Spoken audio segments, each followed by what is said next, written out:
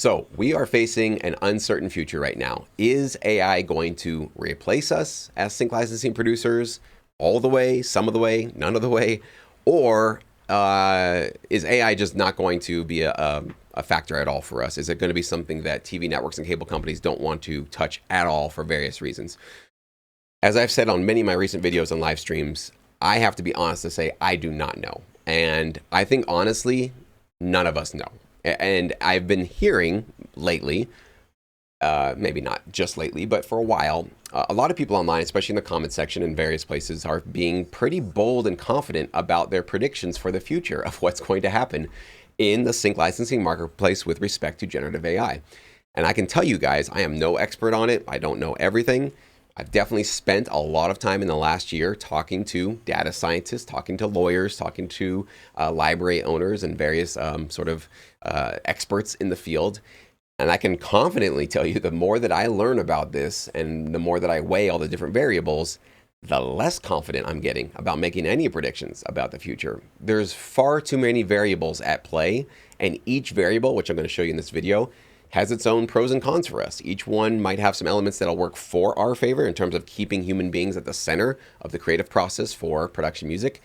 But each one might have some variables and some forces working against us to favor a cheaper, faster AI generative model that can crank out music much more effectively and cheaply than we possibly can. So hopefully by the end of this video, you'll feel a little bit more sober, a little bit more humble about what's really going on here, because I want to make sure that we are not getting lost in our own narrative and not getting blindsided by our own bias. I have a major bias here, okay? Been doing sync licensing since 2008. I have a YouTube channel based on it. I have a whole business educational platform built around sync licensing. I have a bias. I want to keep human beings in control, in charge, at the steering wheel for production music. Obviously, you guys know that, okay? But because I have that bias, I have a tendency to maybe have some blind spots, and I could have blind spots that are not allowing me to see a full 360 view of what's really going on here and what all the variables are. So that's what I'm trying to do here. I'm not trying to black pill you or depress you all to make you think that all hope is lost and, here's all the reasons why we have a bleak future.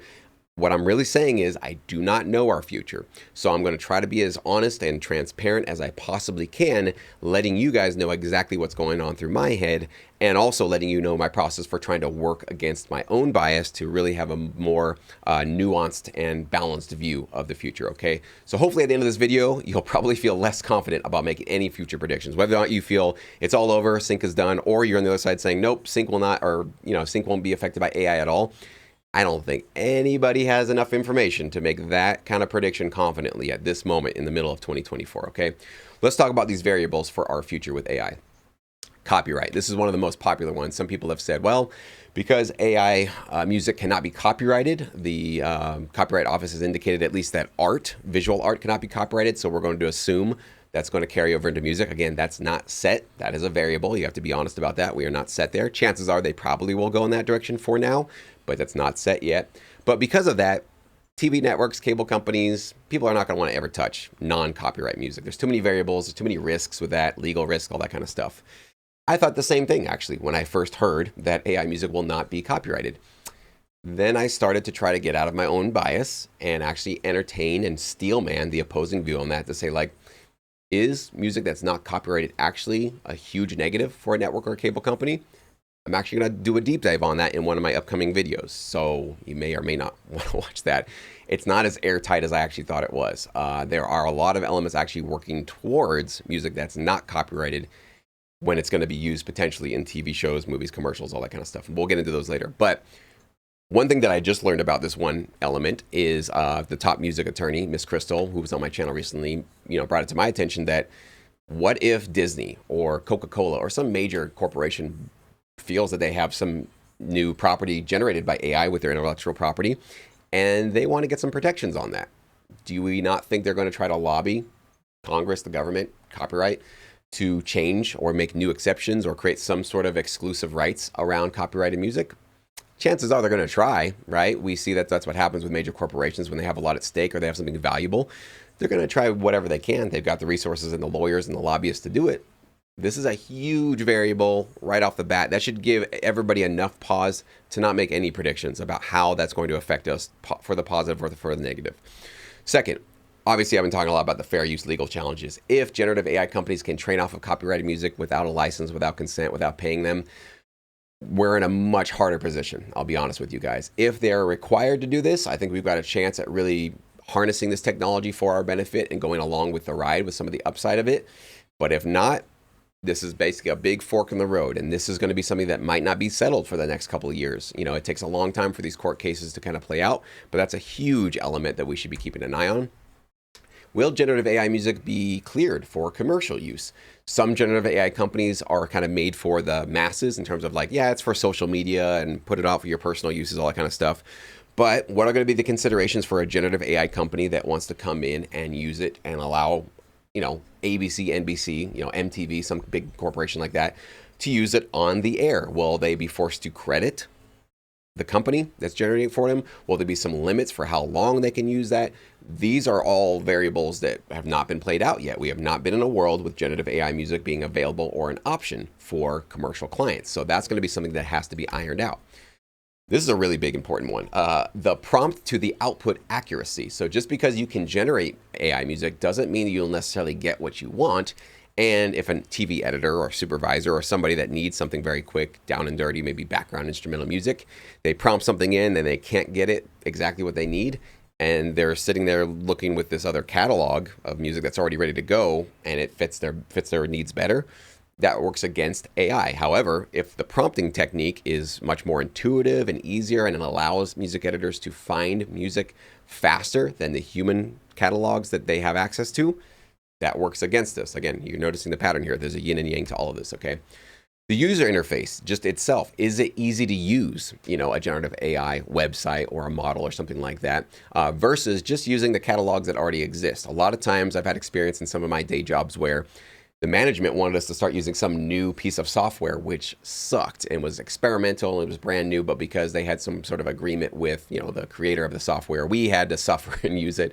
But we all wanted to just go back to the thing that actually was more useful. So if this becomes a stumbling block for generative AI, editors will say, yeah, I know this is cheaper, you guys want us, but honestly, we cannot find the music we want. It's clunky, it's hard to get it, it doesn't prompt well. We've already got all the music right here from the human creators. Let's just use it because it's just much more streamlined. That can work either way for us or against us, okay? This is going to be a good consideration. Some TV shows, some opportunities are going to want some exclusive sonic branding. They're going to want a certain style, a certain sonic quality that they want to tie and associate with their TV show, their commercial, whatever it is. If they're using generative AI music that, let's say, is not copyrightable, do they get to have any exclusive rights or access to a particular sound or a style that AI model can generate? If the answer is yes, that works against human composers. They can get that exclusivity from an AI model. If the answer is no, that works probably a little bit more for us. So this is something that we should be keeping an eye on. And this is an important thing, not for all TV networks, definitely not for all like reality TV shows or something like that. Probably more on the premium side of things. Sonic branding is much more of a consideration. For a lot of reality TV shows and maybe even sports programming, it's just about, does this track kind of get the job done? Is it good enough? It doesn't need to be something exclusive necessarily to us. Ethical publicity concerns, okay? So TV networks, cable companies, some of them might feel that it's not ethical to use AI-generated music that was trained on copyright music that did not compensate those composers, those producers or artists. Maybe they don't want a public backlash of saying like, yeah, this is the TV network that's using AI music, and there could be a risk that there's negativity there. I'll be honest, I don't think there's much of a risk because mostly people don't notice or care about our music. It's our big Achilles heel as sync licensing producers. Even if they had a credit on, let's say like, you know, you're watching whatever, some reality show and it just said music provided by Udio. Most people would be like, well, Udio, that must be an artist or something like that. They wouldn't even know that that's a generative AI company. They just are there for the show. They're not there for the music. The music is really there to support the show, the characters, the narration, the story, all that kind of stuff, right? But this is definitely something that's going to be a consideration for many networks and cable companies, okay? And of course, one thing that's, you know, on the background and working alongside all of these is there are AI tools that are now being implemented and used to help supervisors, editors find human music and access it quicker, and maybe get even the metadata or the stems easier. Or one thing I can see happening is, let's say there's going to be an AI tool where an editor finds a great, hip hop track, and it's like, I like it, but it's a little too dark. I want this to be a little lighter and a little bit more piano focused. And maybe they could just prompt that in, remix that human created piece of music, and still give 100% of the credit to that human producer and the production library that supplied it. So there are going to be tools that are going to be helping to remix, reimagine, change up our tracks to be better fitted for particular opportunities. Maybe even creating customized cut downs to say, I like this track, give me a 24-second cut for this promo we're going to put together. There you go. You still get the credit, library still gets the credit, and maybe they would just be paying some sort of a monthly fee for this AI tool to be implemented into their workflow. So it's not all that these are working against us. Some of them are definitely working for us. But hopefully after this short 10-minute video about, is it clear now that this is not a easy thing to predict? Like, even people saying like, what really matters at the end of the day is just if the right music is, if you can provide the right music to a supervisor versus an AI model, you're going to win the day. We all want to make our future that easy. It's, the universe and the world and our industry and all this AI, it's too complex for our brains to fully understand. Like, we all get that, right? It's too complex. And we are pattern making creatures. So we're all trying to make these very simple patterns to be like, I got to hold on to something for the future. And so I totally get it. And it's what I do all the time, and why I make videos like this, and why I'm going to be making a lot more kind of challenging videos in the future, is I want to get out of my own bias. I want to get out of this kind of simplifying things for convenience sake, and really trying to appreciate the magnitude of the various variables that are going to be shaping our future, okay? So again, I am pro-human. I am pro-you. I'm pro-me. I'm pro-us.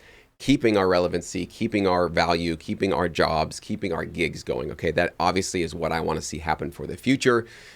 That is a bias. That is absolutely a very clear bias. So with that said, maybe this helps some of us move past this idea that we can create, confident predictions about the future of any of this stuff. And one thing I also want to say, you might hear experts give you confident predictions. Well, I know that, and I've heard confident predictions from people in the sync licensing business, very prominent people in the sync licensing business, library owners who have said, I'm not worried about it at all, doesn't matter. And when I've dug a little bit further into asking them why they're not concerned about it, sometimes I have found that they have not done a lot of deep digging on these subjects. They have basically found one argument in their favor, clung to that, because that's a little more comforting to think that you're going to maintain your relevancy. And it's uncomfortable to have to think about the other side of the equation and what these strong sets of arguments are on that side. But, at the end of all this, I don't want us to go down like Blockbuster, right? Think about Blockbuster as Netflix was coming into the world. I imagine all the excuses and all the biasing that was going on with the management and the leadership at Blockbuster.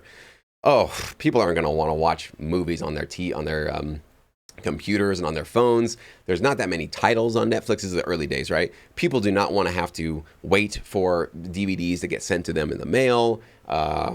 People want something physical. People love the experience of going to a store and getting the newest releases. We've got all these other. You can find all the arguments that work in your favor and ignore all the other ones, and yet you'll see what happens in the end.